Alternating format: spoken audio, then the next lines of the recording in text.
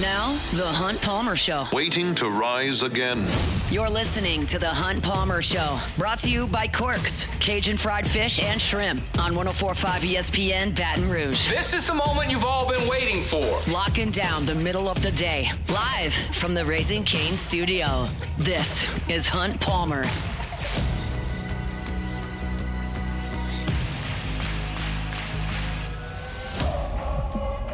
Hour two, last hour of the week here on the Hunt Palmer Show. Hope that work week's in the rearview mirror. If not, we'll get you to the finish line here. Our Friday show is brought to you by Corks, Cajun fried fish and shrimp. It's, of course, a Lenten Friday, so if you're looking for a non-meat option for lunch or dinner, Corks, happy to help you with that. Check out the menu, corksfishandshrimp.com. We'll talk to Reed Darcy coming up in 30 minutes. He's in Sacramento with LSU women's basketball. Tigers and Duke tonight. If they can advance, then it's very likely LSU will see UCLA on Sunday, so we'll talk to Reed about that coming up at the bottom of the hour. LSU in Kentucky tonight, 6:30 first pitch, Tigers and Wildcats.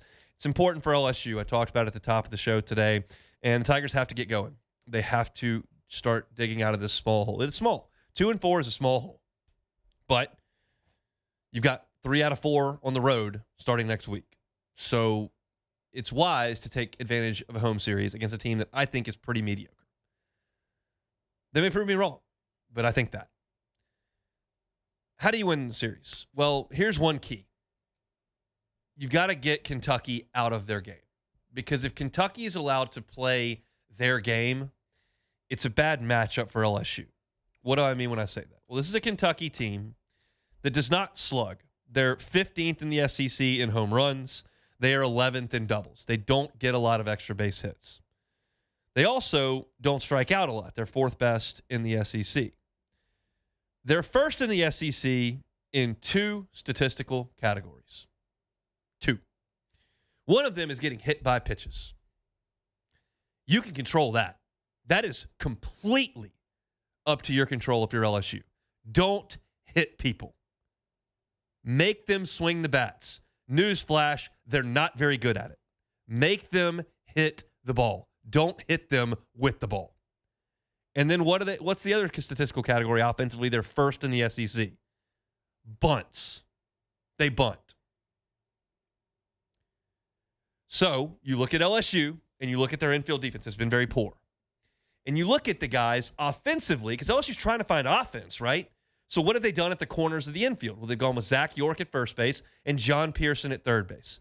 That's not exactly Brooks Robinson, and I'll use a Cubs term here, but Anthony Rizzo is a Gold Glove first baseman. It's not Brooks Robinson and Anthony Rizzo at the corners for LSU. For an LSU, it's not Michael Braswell and Trey Morgan, okay? It's 2 guys that are in there to hit the ball. But you're playing the corners of the infield where you are susceptible to bunts. So those guys are going to have to be on top of their game, fielding and throwing the ball. If you want to move Trent Caraway over to third base and play somebody else at second base because you feel like John Pearson might be a liability, I'll listen to that. But Pearson's given him a jolt offensively. I think he's going to be in there. Jay Johnson talked about him earlier this week, said I haven't really given him a chance to stay in the lineup through a year and a half. He got some pinch hit opportunities late last year. He's been a spot player a lot of this year early on, and he wanted to get an extended look at him. So I would imagine he'll probably be in the lineup tonight. You're not great defensively at the corners, and Kentucky bunts a lot. Okay, so what do you do? Well, here's one solution. You have to get the leadoff man out. LSU pitching has to get the leadoff man out against Kentucky. And the thing about that is it's like clutch hitting. You can't be good at it. It's just a key to the game. You can't be better at getting the leadoff guy out than you are getting the second guy of the inning out. Like, that's not a skill set. So you just got to do it.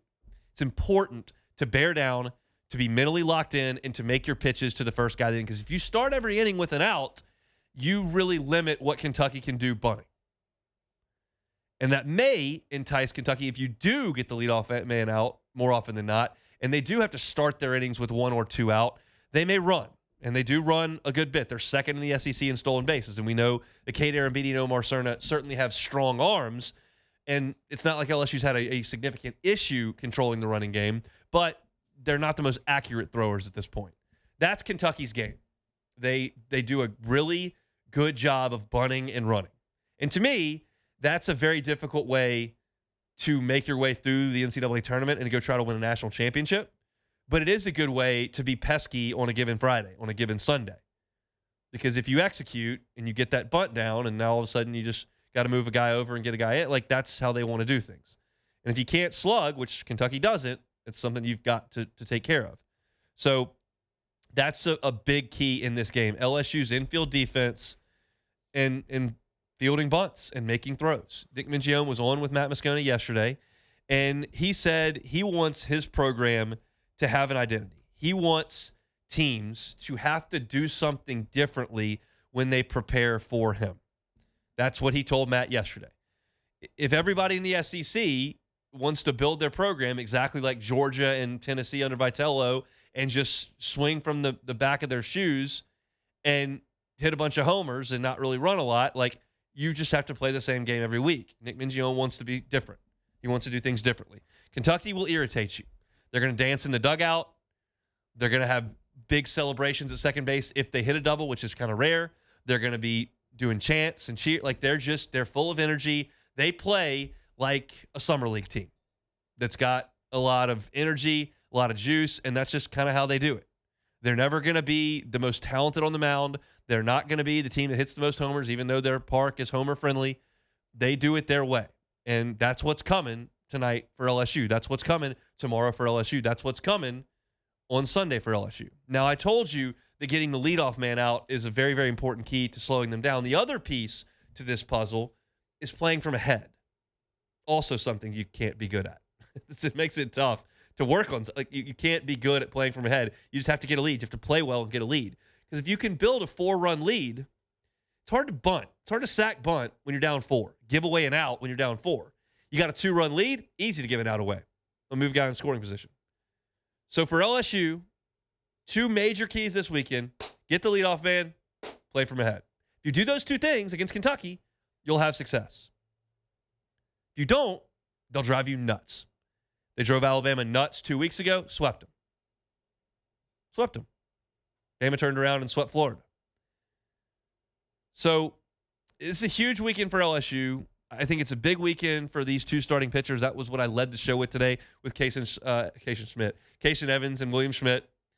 And you've got to get the bullpen to carry its weight late in games, and certainly on Sunday when you don't have a chosen starter. To tie a bow around William Schmidt and Kason Evans, who I talked about at the top of the show, let me just leave you with this. LSU needs 13 innings from those 2 guys this weekend. That is a very ambitious ask, to ask for 6+ from both of them. But you need 13 innings.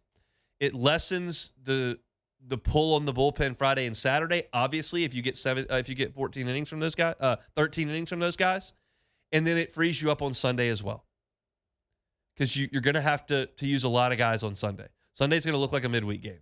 You're probably going to see a bunch of different guys, but you don't have to on Friday and Saturday.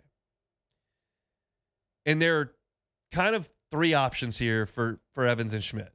It's like if both guys shove this weekend and LSU wins those games, you can really start to feel like you've built some momentum on a foundational piece of your team. Because to this point, like, what is the backbone of LSU's team? I don't know. It's not their infield defense, not their power. It hadn't been starting pitching. You just got a guy hurt. Like, it's not your bullpen. Like, what's the backbone? It could emerge as those 2 guys if they're awesome. If they're then you're probably more of what you've been, which is And if those guys don't pitch well and you lose the weekend, you're in the danger zone. Like, you've got that much severity on a weekend. It's not a must-win weekend. Season's not over if you lose 2 out of 3. But at some point, it's got to click. And this is a good time for it. It's a good time for it. I think LSU is going to play well tonight. I think Evans is going to throw well tonight. And I trust Schmidt. And I think LSU is going to win the series. That has 50% to do with LSU. It has 50% to do with Kentucky, who I just don't have a ton of respect for. That's probably my fault. They were in Omaha 3 years ago. They've been here for a super regional. They're ranked 19th in the country. They're 20-4. They swept Alabama. They've got a guy throwing 98-mile-an-hour sinkers tonight. Mingione's got an identity.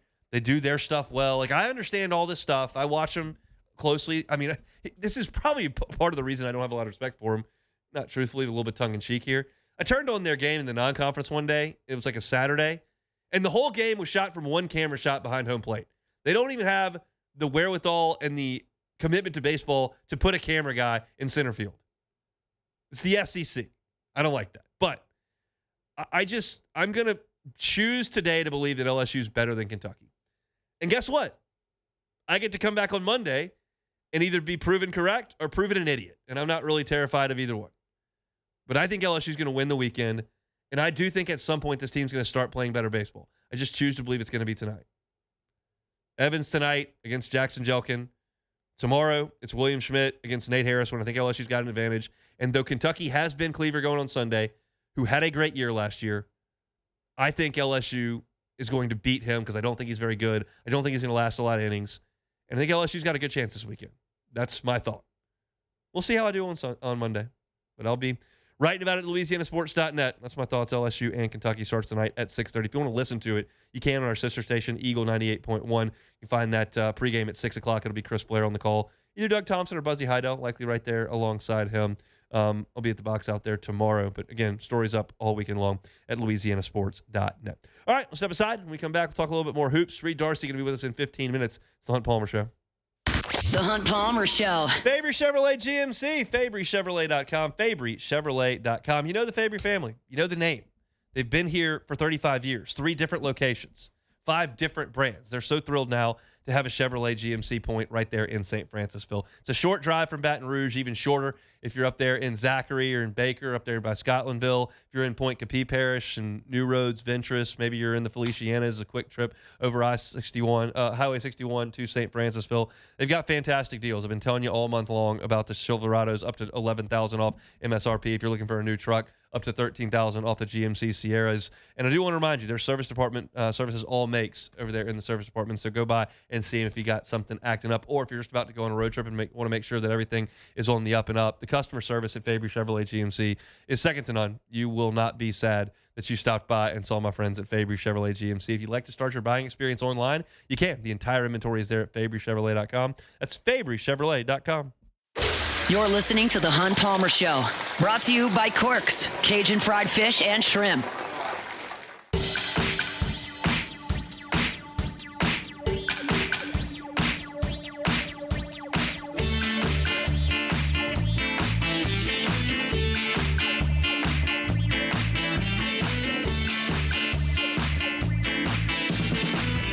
Talk to Reed Darcy from The Advocate coming up in 15 minutes. He's in Sacramento with Kim Mulkey and the Tigers. I want to remind you about Boudreaux's Electrical Services. 985-397-1562 is the number. That's 985-397-1562. You can also give them a call at 225-300-9389. Neil and Melissa started this thing up 4 decades ago. And now they are the local place to go to get that Generac home standby generator. If you want to make sure that you've got the peace of mind that your power is not going to go out during a hurricane. Your power is not going to go out when you evacuate for a hurricane. Your power is not going to go out when that 4 o'clock rain hits in June like it does every single day, or that winter event that we have every couple of years. Boudreaux's Electrical can install that Generac home standby generator for you, and then their service continues because they'll monitor it 24 hours a day, 7 days a week, so they know if there's some sort of mechanical issue that they need to come out and service. They'll service it. You can buy a Generac home standby generator from a lot of big box stores. Do you ever hear from them again?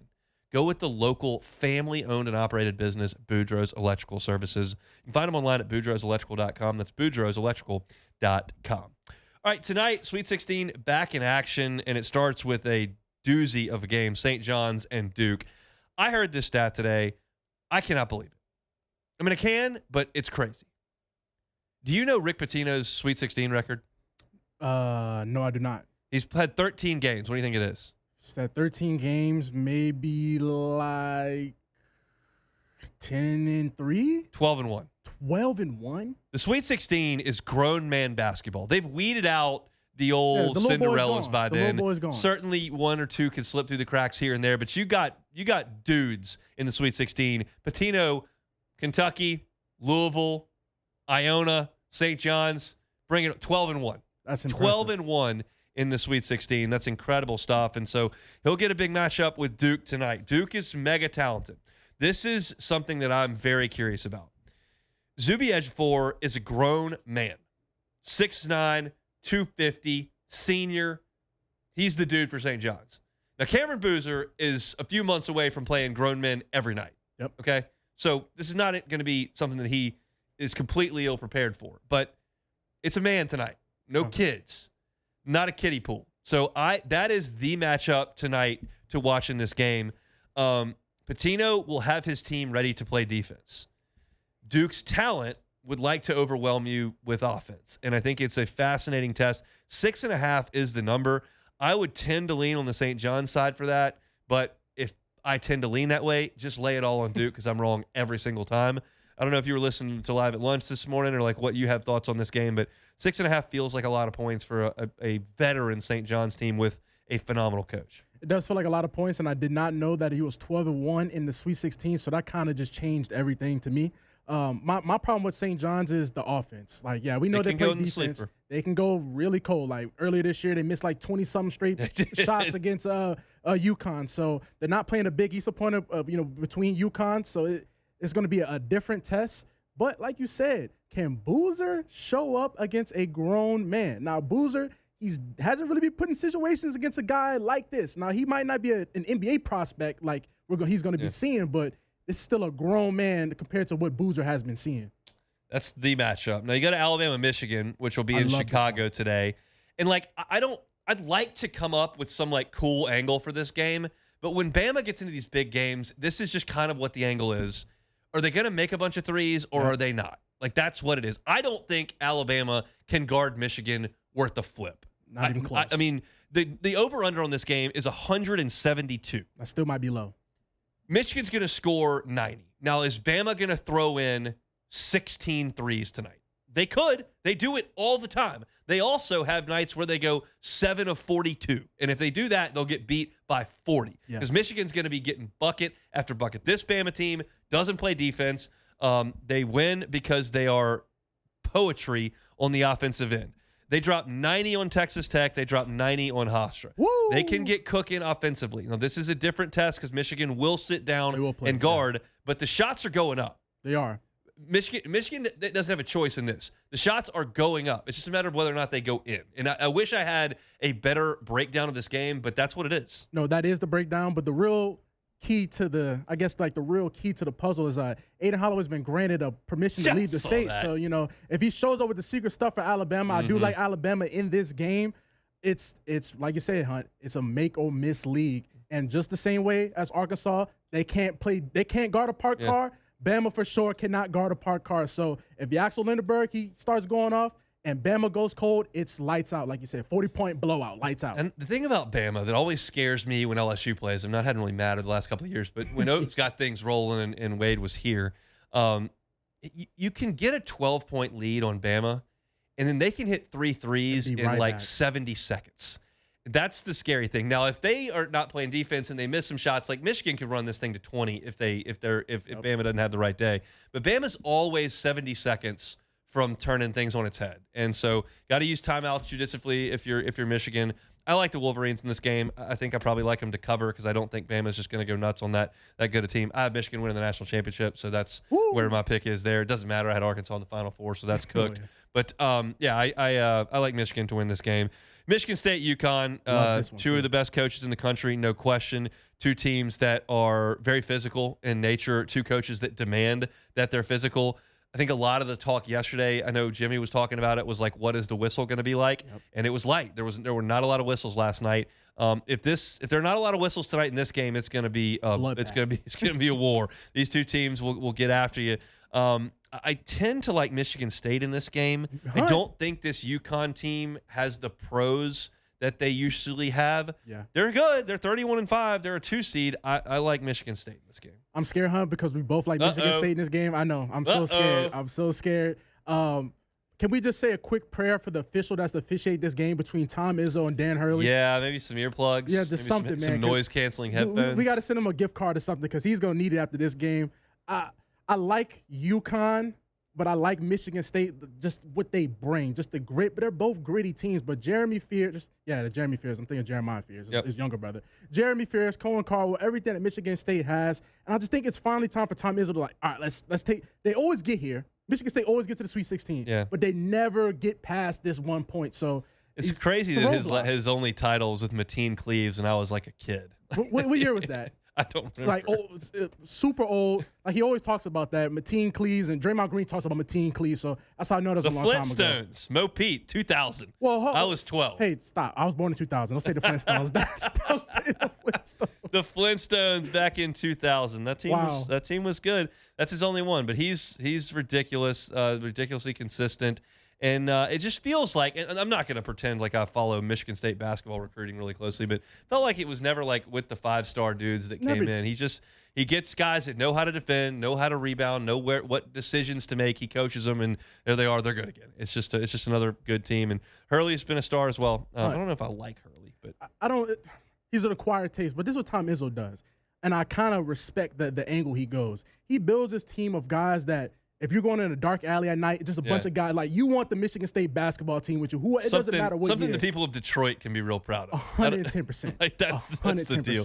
And then the nightcap tonight, Tennessee and Iowa State. Another really solid team that Rick Barnes has put together, but this will be a tough test for them with an Iowa State team that's really, really good. I mean, they just wore Kentucky out. Yeah. I was looking at the box score of that game last night. I mean, they outscored them 51-33 in the second half. Just absolutely ran them off the floor in that game. And that's a Kentucky team that does have a lot of talent. Now, they didn't figure it out this year for whatever reason, but they do have a lot of talent. And this Iowa State team just took it to them. And it wasn't an overwhelming statistical showing outside of one like big thing. Iowa State turned Kentucky over 20 times. I don't think they're going to do that to Tennessee. Yeah. Barnes' teams usually play slower than that, usually take better control of that, usually play in the half court a little bit better. Pope likes to run, likes to get his guys out in space, guys like Aberdeen, Owe. This is not like that with Kentucky. They'd rather get into the half court more often than not with Rick Barnes. So I don't think the game looks like that. I also don't think Iowa State is going to score 82 points on Tennessee like they did on Kentucky. So I think this game is probably slow-paced. I think this game is probably the under would be my lean here. Iowa State's just better than Tennessee, so I will take them to win this game. I didn't see the number. I can pull that back, but I just like Iowa State to win it. I think the number was somewhere around 3.5. 3.5, okay. That sounds about right, but I would probably take Iowa State and lay the points. Yeah, I mean, I don't really have much to say about Tennessee. I like Gillespie. I like Nate Anamont. And I said it I might have said it last week. It's just, I don't know how they're here in this position. I know, like, they're Tennessee. Barnes. Yeah, they're good. Barnes great is coach. great. They have a great coach. And there's nothing about this roster that screams Sweet 16 like they're supposed to be here. I'm not acting like they don't have, like, Nate Anamont's going to be a lottery pick. Yes. So they have players, but this team, just nothing about this Tennessee team strikes me as, they can make a run. So I have to go Iowa State. It's just nothing about them is like, they can make that push. They have a guy like that. To wrap this up, because we'll get to read Darcy here in a second. Last night, even though it wasn't the best competitively, and then tonight, you look at the coaches, you look at the lottery picks, you look at the players, you look at the seeds. Cinderella is a fun thing when it happens on that Thursday of March Madness and Siena throws in a half-court shot or Lehigh beats Duke. That's a fun thing to watch at times. But give me this. Give me Pitino. Give me Matt Painter. Give me Duke. Give me Hurley. Give me UConn. Give me Rick Barnes. Like, this is what I want, and this is good. So I can't wait to get home and crank this up. It'll be on the laptop. I'll have LSU baseball rocking on the big TV until they're done. I'll write my story up, but I'll have this on. I'll have this working, and this is another monster night of basketball. Fade my picks because they are bad. I get questions all the time. Hunt, you do sports for a living. You don't sports bet? Listen to my show. Hear how the picks go. There's a reason I don't just donate my money to the betting apps. I'm dumb because I can't get the picks right, but I'm smart enough to know don't give them your money. So I gave you my picks there. Fade them, get rich. Thank me later. We'll talk to Reed Darcy from The Advocate next. The Hunt Palmer Show. One Bath and Closets, onebathandclosets.com is the website. David Duvall and his team, 30 years redesigning and remodeling bathrooms and closets. They can do a full-scale bathroom renovation. You can do, David Vall always says soup to nuts is the term he uses. You only have to make one phone call. You don't have to call 4 different contractors, one guy to handle your floor and somebody to handle the plumbing issues, and this guy's got to do the tub, and then, well, we're going to make this a shower, so you bring in somebody for that. No, just one call, one bath and closet he can handle. He did it for the Haldanes.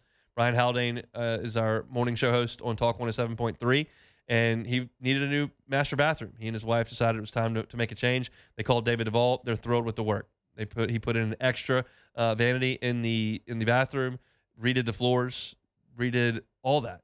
And they've been thrilled over at the Haldane House. You can do the same thing. If your bathroom's looking dated, maybe it's just not functioning like it was because it was built in the 80s and it's just run its course. Let David come in and show you what he can do for you. We've got pictures of his fantastic work at the website, onebathandclosets.com. You can get that consultation there as well. Just have a conversation with David. That part's free. If you'd like to go through with things, they've got financing 0% up to 18 months. It's One Bath and Closets. You can find them online at onebathandclosets.com. You're listening to The Hunt Palmer Show, brought to you by Corks, Cajun fried fish and shrimp.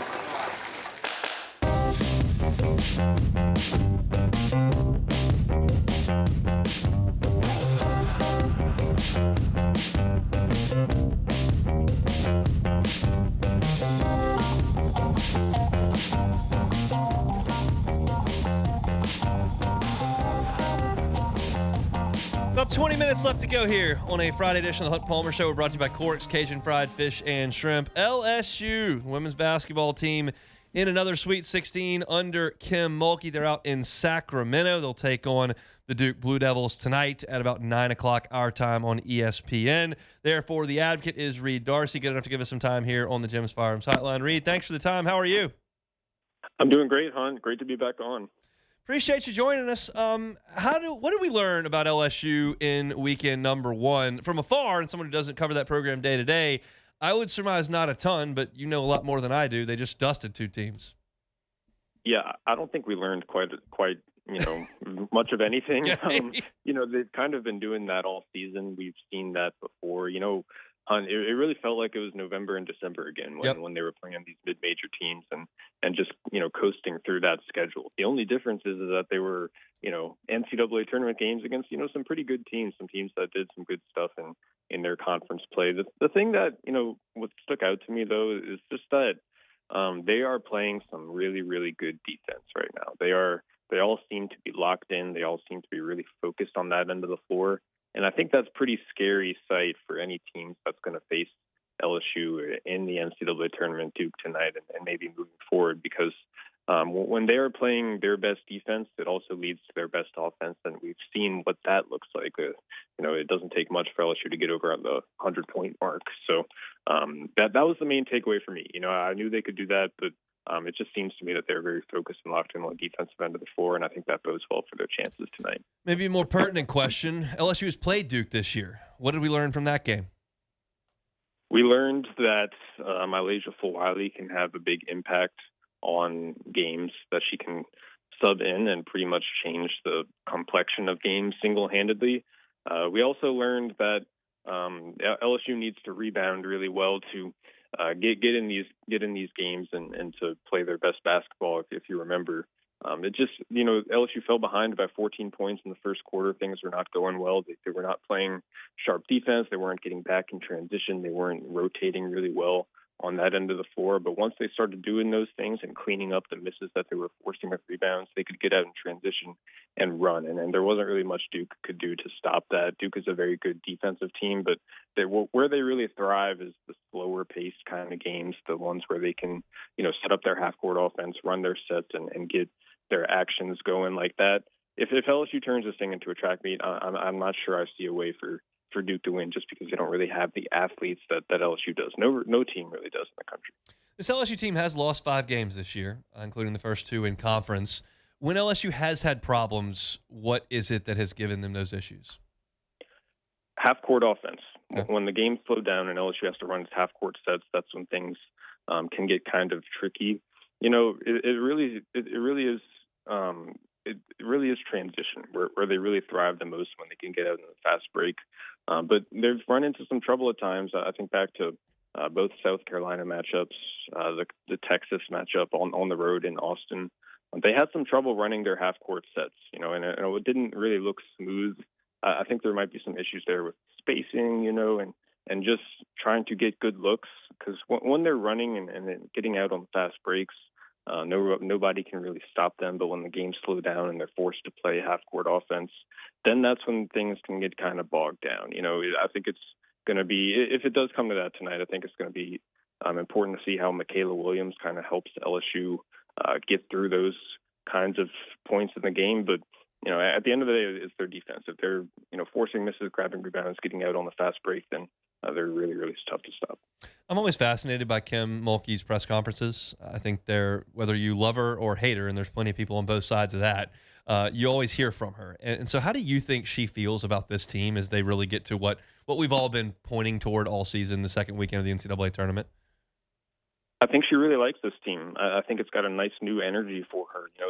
People forget it's a very young team. There's a lot of freshmen and sophomores in this rotation. They don't really play like it, especially in these first two tournament games. So I think the added bit of youth and energy has kind of energized Kim in a sense, because she thinks that it's about as deep of a team she's had at LSU, certainly the most versatile team she's had at LSU, and she has quite a different few kinds of looks that she can throw at teams. And I think that's something that it took her a while to figure out exactly what she had and how she could use the different lineups that she had at her disposal. But it looks like she's figured it out now, and just the overall vibe and chemistry of the team. It's a very close group. The freshmen, they all came in and they all seem to be pretty tight with each other. They all seem to like each other and be good friends. And I think that overall the vibe and energy of the team, what starts with Flau'jae and Michaela, who've been pretty good leaders so far this season, at least according to Kim Mulkey, really starts with them, and then the vibes just overall permeate throughout the team. And I think that's kind of energized her a little bit. I think she's excited for what they can accomplish in the tournament. Having versatility is a huge deal when you're trying to win 6 games in a row in this tournament. If you can only win one way, it becomes difficult to make that happen 6 times in a row when you can do it different ways. It's a better path. Reed Darcy is our guest from The Advocate. He's out in Sacramento covering LSU women's basketball team tonight against Duke, 9 o'clock on ESPN. Sounds like, I don't want to put words in your mouth, sounds like you like LSU's chances tonight. Is that the case? I do. I think Duke tries to slow it down, and when they get into their half-court offense, LSU will need to be sharp with their rotations, and they need to be communicating well. And I think as long as they do those two things, they should be fine. I just don't think that Duke can really keep up with LSU's athleticism when they get out in transition. So as long as LSU's forcing misses, cleaning them up with rebounds, and then getting out, I think they should be okay. Duke doesn't really have enough. They don't have LSU's size, speed, athleticism, all those kinds of things. So if it turns into a track meet, I like LSU's chances. I know Kim Mulkey wouldn't do this, but you're the beat writer, so you can. Let's talk about Minnesota and UCLA. That's the other part of LSU's bracket. They will play at 6:30 tonight on ESPN as well from the same site, obviously. Should LSU advance to Sunday, we figure UCLA will be there. LSU and UCLA very familiar with each other with these cores. What do you feel about that matchup should it happen on Sunday? Yeah, UCLA is going to get past Minnesota, barring something shocking. But the thing about UCLA is that they are a very veteran team. There's 6 or 7 seniors on this team. They've all been deep in the tournament before, and they're pretty much the same team that they were last year when they beat LSU in the Elite Eight, except they added a couple shooters. They got even more talent, more shooting to their team. Like the transfer from Utah, Gianna Neepkins, she might be the best pure shooter in the country. And so the thing that really makes them scary, it's the combination of Lauren Betts on the inside and all the shooters that she has around her. I think the Minnesota coach did a good job of explaining this yesterday. You kind of have to pick your poison. If you help off the shooters and try to send double teams at Betts on the inside, then she can just kick it out and find one of the shooters who can burn you from deep. LSU figured out that lesson the hard way, I think, in the second half of the game against UCLA last year. So I'm not really sure what the answer is in terms of defending this UCLA team, given the fact that they spread you out so much.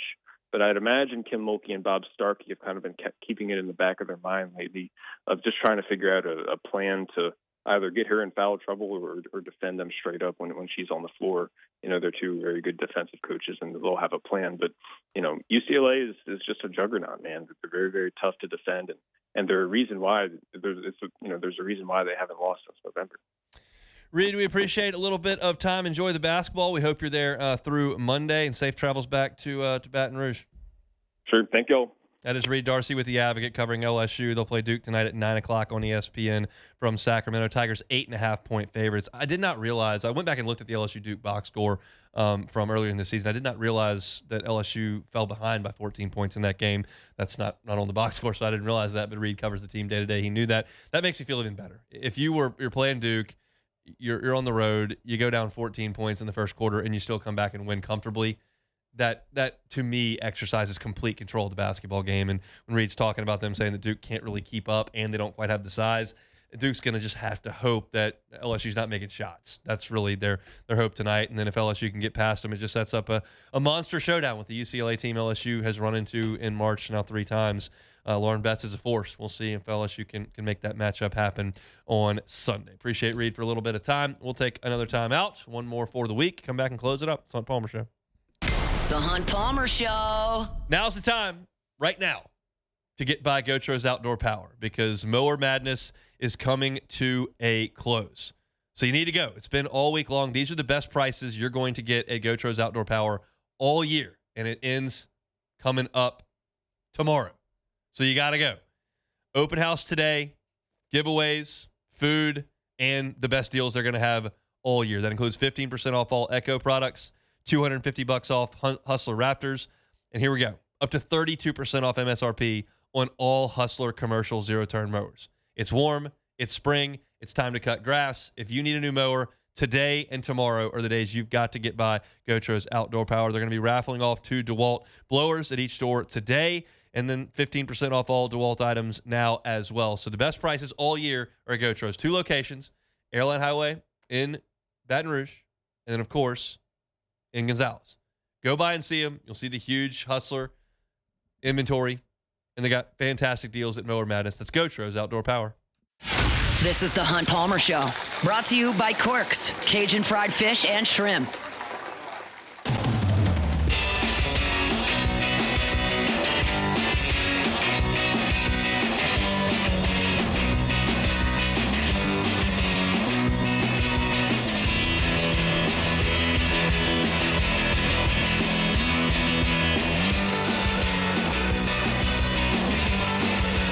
One more time, let me remind you about my friends over at Corks. They're on Government between Foster and Jefferson. You got a hankering for a po' boy, not a better one in town than Corks fried shrimp po' boy. Absolutely love it. It is great, great stuff. If you're one of those folks that's thinking, I'm from South Louisiana, I know seafood, I'm not going through a drive-through to get seafood. Just try Corks once. I promise you. You will not be disappointed. It is great, great stuff. That crispy fried catfish, the shoestring fries, get you the coleslaw, honey butter roll. They got for dessert the beignet bites, which are A+. So get on by and see them. It's a Lenten Friday. If you're abstaining from meat, Corks is a great option for you. Again, on Government between Foster and Jefferson. And to remind you one more time, they do great catering work. So if you're tailgating at the box or you've got a watch party for some basketball tonight or just feeding a family the size of the Hesters, they can feed in bulk. They do great work over there at Corks. Just let them know, and they get you those trays of the catfish, shrimp, french fries, rolls, all that good stuff. So go see them. Government Street. It's Corks, online at corksfishandshrimp.com. All right, so for the weekend coming up on LouisianaSports.net, we'll have a game story tonight for LSU and Kentucky. I've got a preview up right now. Also got a column on Will Wade that is up there on the site for free. You can also check out Matt Moscona's practice report tomorrow. LSU will allow the media pretty long, extended look compared to what we got this week at practice, and Matt will have a practice report up tomorrow. I'll have baseball post-game all weekend long as well. So check us out on LouisianaSports.net. Ross Jackson will have the Saints covered for you, too. All right, let's close things up here with We'll Take It or Leave It. Take it or leave it. Take it or leave it. Take it or leave it. Today's hottest stories in sports, news, and sometimes even Hunt's life. The question is, will he take them or leave them?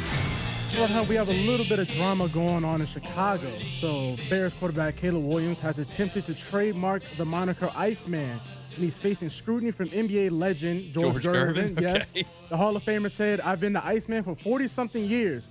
Gervin said, "I've never thought anybody would ever try to trademark it. It kind of knocked me out the box." So March 16th, Williams put in his trademark claim to get Iceman trademark, while Gervin put his in on March 20th. So is Caleb Williams the real Iceman? Take it or leave it. I mean, I'm going to leave it. I know George Gervin is the Iceman, but the question becomes, if you're George Gervin, How much are you making off the Iceman Probably nothing, at honestly. 73, and how often do you use it? I don't know how he's affected if Caleb Williams calls himself. I don't. It seems like a frivolous situation that just doesn't. It seems kind of petty to me. It's very petty. It's extremely petty. It's no other. I've never heard anyone call Caleb Williams the Iceman, and I listen to a lot of Chicago radio. Well, so he does he does a little Iceman celebration. Okay. So Right. that's like a little thing that's been coming up this year. They have been calling that like the whatever. It's a little thing. It's kind of like Kobe with the Black Mamba. Like he started calling himself the Black Mamba. They didn't really start calling him the Iceman. He kind of just. I mean, George Gervin's last game in the NBA was in the NBA. It was in 1986. Yeah, that's a long time ago. What are we doing here? It's very petty. No, the fact that it's more about. I think it's like. I think your that, legacy is pretty secure, yes, George Gervin. I think you're just fine. Exactly what it is. So Pizza Hut is bringing back its wild hot dog stuffed crust pizza for baseball season. Each slice has a whole hot dog baked into the crust, but it's only available in Canada. So is Canada ahead of the game? Take it or leave it. I mean, I'll take it. It's probably good. Like, I mean, a hot dog more often than not is going to come on a pretty plain, flavorless bun. Yeah. If you put butter and bake it in the oven with the pizza crust, it's probably better. Like, I'm one of these people, like, combine stuff. Put mac and cheese on a burger. I'm good with I'm all about it. My wife thinks it's grotesque and offensive that I like things like that. Okay. It's probably pretty good. It sounds ridiculous, but it's probably pretty good. So knowing that you would have ordered the hot dog pizza if it was available in America. I'd probably have it. Okay. I mean, it's probably better than just a regular pizza that doesn't have delicious hot dog in it. I hate to say it, I probably would have tried it too. I would have been like, hey, what, hot dog in the crust? They were going nuts on a Barstool podcast today. It was the hockey podcast. A Canadian guy. Because the Red Sox are serving lobster poutine at a baseball game, which, like, the thought behind lobster is it's chilled more often than not. Yeah. And so you're, like, sitting out in the June sun with, like, hot, warm lobster with cheese on top of it. Like, they were going nuts over that. I'm pro creative ballpark food, okay? I love it. I'm wearing an LSU shirt right now. I'm wearing an LSU hat right now. I deeply love my alma mater. It's something I'm very, very prideful of. Our concessions are not that good. It's just not. It's not great. It's just not very good. I like creative stuff. Yes. And so if you want to do something fun, I'm all for it. I've seen all the teams, opening day just happened. So all the teams have put out their little menus for the upcoming season. They look absolutely amazing. Absolutely amazing. So, no, I wish LSU definitely did good ballpark like food at the Astros ballpark. Got some barbecue stations. There's Pluckers out in center field. They got some good stuff going on. Okay. See, I only went to the Rockies game. They were anyways. Yeah, I mean, makes sense. So, per Phil Yates of ESPN, New Orleans Saints recently had a private workout with former Georgia wide receiver Zachariah Branch. Yates notes that the workout included a lot of punt return work. Branch did run a 4.3 at the combine. So, could Branch be the Rashid Shaheed replacement? Take it or leave it. I'll take it. He's a good player. Was at USC. Was a heck of a player there. Came to Georgia. I mean, never like just a monster impact All-American, but definitely a good player and a guy that I would consider him. I mean, he's a better version of Mason Tipton. Like, oh man, please. Significantly better. Put some respect on the camp legend. Nobody has a better camp than Mason Tipton every single year. Nobody. Yep, there you go. He finds his way onto this team every time. Chris Hilton. Chris Hilton has a better camp. Oh, you're right. The college version. Yes. Chris Hilton and Mason Tipton. Hey, Chris Hilton might be on his Mason Tipton role coming up. Right. You never know. So I say for take it or leave it. A little bit of breaking news. I don't have any details. Neither does ESPN, but I'll pass this along at the end of the show. It appears that Tiger Woods has been involved in yet another significant car accident. It's been called a rollover accident. Again, I don't have any details, so I don't know the severity of it. His condition is not available. Someone is aware that it did happen and enough to report it on ESPN.com. So we'll see as that comes out. Certainly hope for the best. He played in the TGL match this week and was targeting the Masters to come back. I have no hope that he'll ever be a great player again. None. I have zero. But, he always moves the needle when he's out there, and certainly he was improving enough to play in the TGL match earlier this week. For those who don't know, it's the golf simulator league that they do on Tuesdays. So we'll see what the update on that is. It's just a bummer, man. For someone to be in 3 or 4 significant car accidents. At least 4. It just seems extremely unlucky, or who knows. But that's it's it's tough to hear. Hopefully everything is okay on that front, but I can't pass along any further details on that. If you missed any of our show today, as we get out of here, you can catch it on demand. 1045ESPN.com's on demand tab. Apple Podcasts, Spotify, Google, wherever you find your sound, you can always find us. YouTube as well. Our whole shows are there. We also have individual channels. Hunt on LSU for all your LSU stuff. Hunt on Saints for all your Saints stuff. Today, we talked it all. We talked spring football with Preston Guy. We talked LSU Kentucky. Talked with Reed Darcy about LSU's women's basketball team. Saints running back discussion we hit on as well, the Sweet 16, both yesterday and today. So jam-packed show. If you missed any of it, you can catch it on demand wherever you find your sound. Matt is going to drive you home and finish up your week here on After Further Review. I'm out of here. Hopefully the Tigers can take care of business both in Sacramento and at the box this weekend. We're back talking about it Monday, next edition of the Hunt Palmer Show. The Hunt Palmer Show. Marucci, right here in Baton Rouge, founded by a couple of former big leaguers and their trainer 22 years ago. They thought, let's make a bat. And then they made some more bats, and the bats were good. And so they kept making bats, and people started swinging the bats, and they liked them. And now all of a sudden, 22 years later, they're official bat of Major League Baseball. It's an incredible story. An incredible, incredible story from right here in Baton Rouge. You turn on the television, which I'll be doing all weekend long to watch the Cubs, you'll see Marucci at the highest level. That's why it's the official bat of Major League Baseball. Go take a tour to hear the story of how Marucci came to be. Go take a tour to see where they make 1,200 bats every single day. If you go to the website, maruccisports.com/campus-tour and get a ticket, every single ticket that you get to the tour comes with a 20% discount in the Campus Tour store and in the Hitter's House. Great for young baseball teams to go check out. Great for young softball teams to go check out. Great for a family to go check out. Go see them at Marucci. Take that campus tour. maruccisports.com/campus-tour. It is Marucci.